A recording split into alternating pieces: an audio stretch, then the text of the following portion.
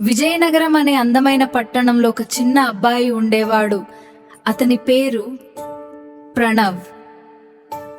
అతను దాదాపు 10 సంవత్సరాల వయసున్న చురుకైన మంచితనంతో నిండిన బాలుడు.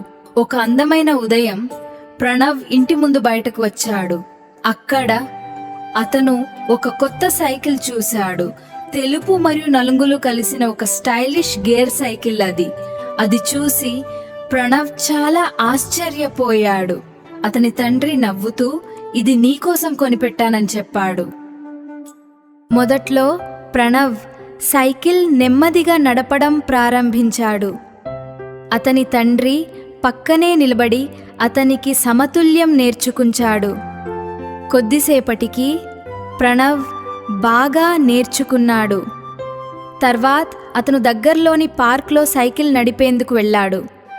చుట్టూ పచ్చని చెట్లు, పూలు, పక్షుల లారావాలు ఉన్నాయి. ప్రణవ్ ఆనందంగా సైకిల్ తొక్కుతూ ముందుకు వెళ్తున్నాడు. అప్పుడే రోడ్డుపై ఒక చిన్న కుక్క పిల్ల ఒంటన కుక్తుండటం అతను గమనించాడు. ఆ కుక్క పిల్ల కొంచెం భయపడుతూ మద్దరిగా తిరబడి ఉంది.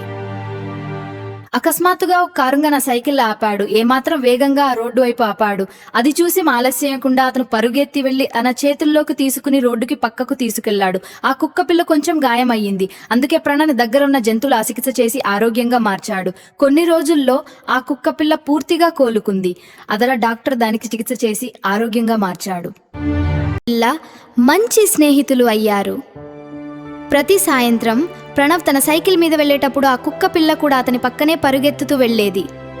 ఇద్దరూ చాలా ఆనందంగా ఉండేవారు.